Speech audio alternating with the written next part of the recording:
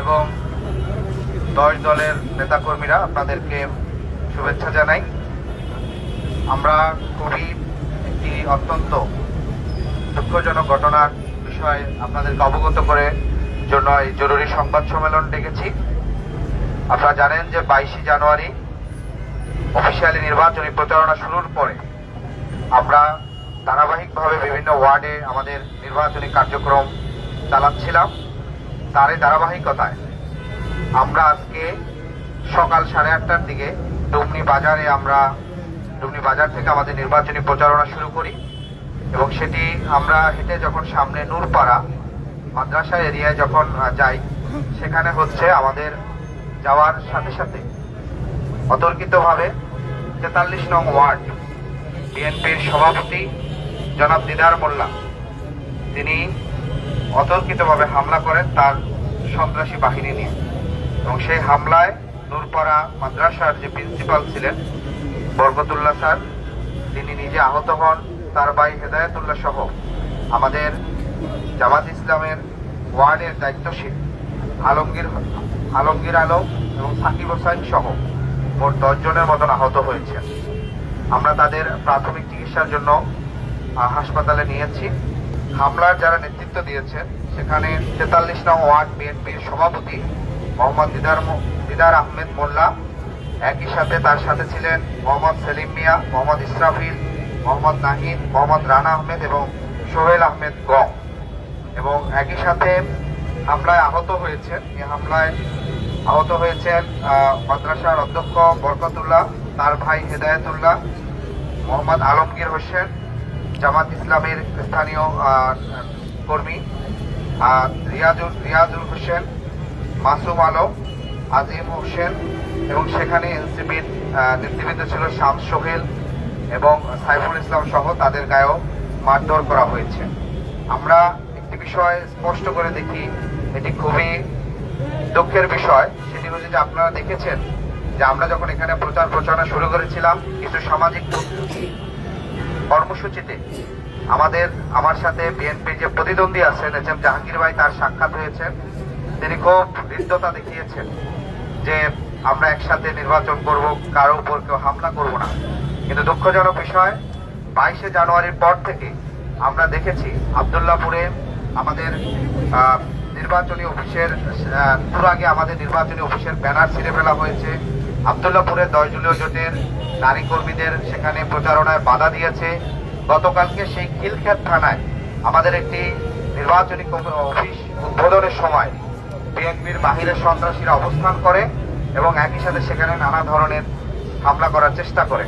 পরবর্তীতে স্থানীয়ভাবে সেই জায়গার চেষ্টা করা হয়।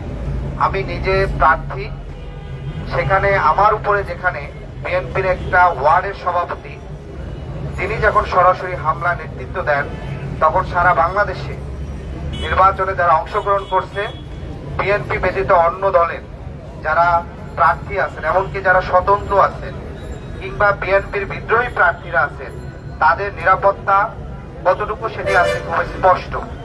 আমরা দেখেছিলাম আওয়ামী লীগের সময় জাতীয় নির্বাচনের পূর্বে যারা শক্ত ক্যান্ডিডেট থাকতেন তাদেরকে নানাভাবে মামলা করে নির্বাচনী এলাকায় প্রবেশ করতে দেওয়া হতো না।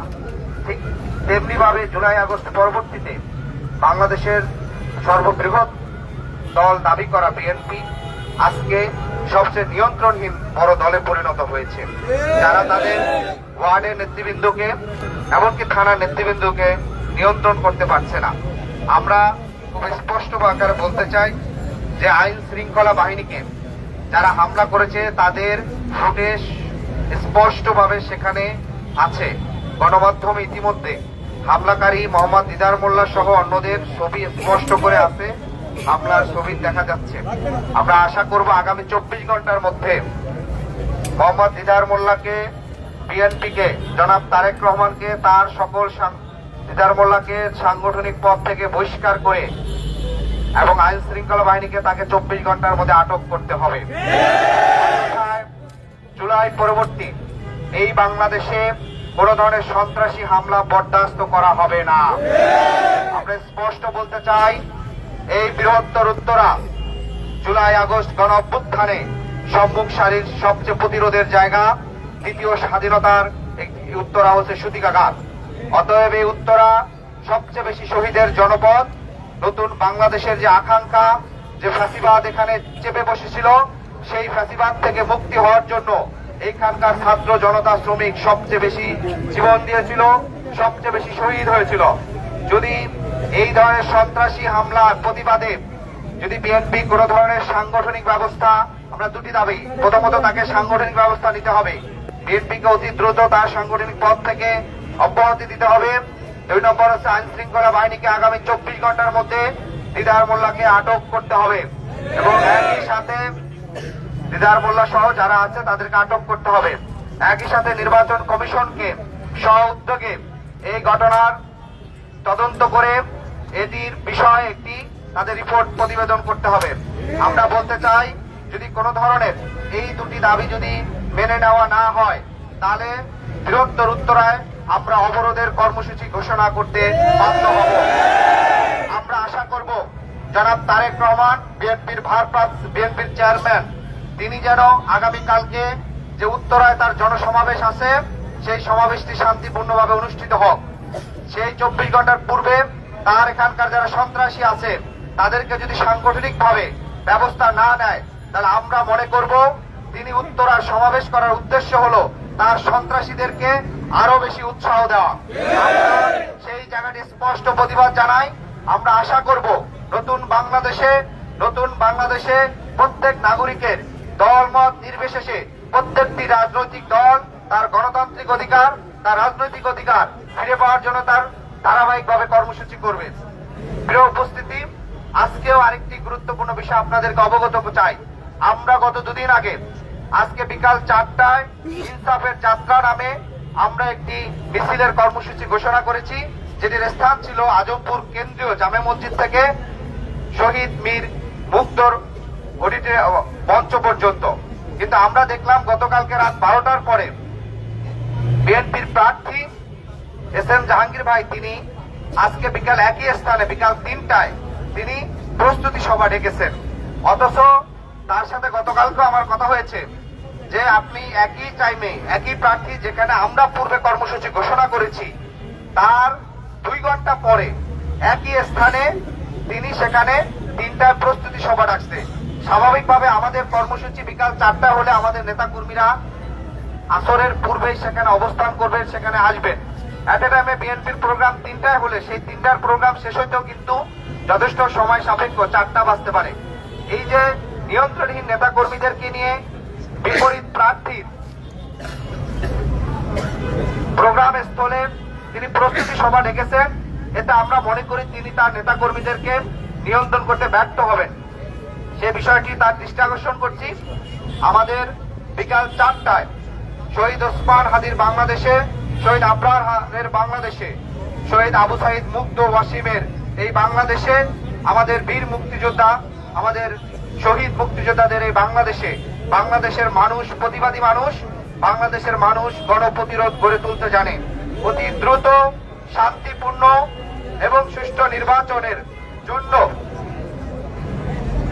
জন্য অতি দ্রুত এই সন্ত্রাসী দিদার মোল্লা সহ অন্যদেরকে আটক করতে হবে এবং তাকে বিএনপির সকল সাংগঠনিক পদ থেকে বহিষ্কার করতে হবে। অন্যথায় আগামী 24 ঘন্টার মধ্যে উত্তরায় অবরোধের ঘোষণা দিতে আমরা বাধ্য হব। আমরা এই নির্বাচনে আমরা কোনো ব্যাকফুটে থেকে নির্বাচনে অংশগ্রহণ করতে আসিনি। বাংলাদেশের মানুষের গণতন্ত্রের রায় নিয়ে আমরা আগামীতে আশা করি মানুষ আমাদেরকে বিপুল ভোটে জয় করে সরকার গঠন করার সুযোগ দিবেন। একই সাথে আমরা বলতে চাই যে গত 4 দিনে যখন স্থানীয়ভাবে সাধারণ মানুষের অনেক রেসপন্স, সাধারণ মানুষ আমাদের দিকে চোখে আসছিল, বিভিন্ন জায়গায় আমাদের পথসভাগুলো জনসভায় রূপান্তর হচ্ছিল, সাধারণ মানুষ নানাভাবে 10 দলীয় ঐক্যজোটকে গ্রহণ করেছিল, সন্ত্রাস চাঁদাবাদের বিরুদ্ধে ঐক্যবদ্ধ হয়েছিল, সন্ত্রাসের বিরুদ্ধে ঐক্যবদ্ধ হয়েছিল, ভারতীয় আধিপত্যবাদের বিরুদ্ধে ঐক্যবদ্ধ হয়েছিল, শহীদ ওসমান হাদির যারা হত্যা করেছে তাদের বিচারের দাবিতে ঐক্যবদ্ধ হয়েছিল। সেই মোমেন্টে বিএনপির প্রার্থী ভীত সন্ত্রস্ত হয়ে স্থানীয় সন্ত্রাসীদের দ্বারা এ ধরনের অপ্রীতিকর ঘটনার চেষ্টা করছেন। আমরা তার এই ন্যাক্কারজনক ঘটনা থেকে বিরত থাকার আহ্বান জানাবো। একই সাথে আমাদের সকল নেতাকর্মীরা সাংগঠনিকভাবে, রাজনৈতিকভাবে যে কোনো ধরনের হামলার প্রতিরোধ করার জন্য প্রস্তুত থাকবে। আপনারা যারা উপস্থিত হয়েছেন সবাইকে ধন্যবাদ জানাই। সাংবাদিক ভাইরা যদি এক দুটি প্রশ্ন করতে চান, আমরা সেই এক দুটি প্রশ্ন নিব। আপনি বলেছিলেন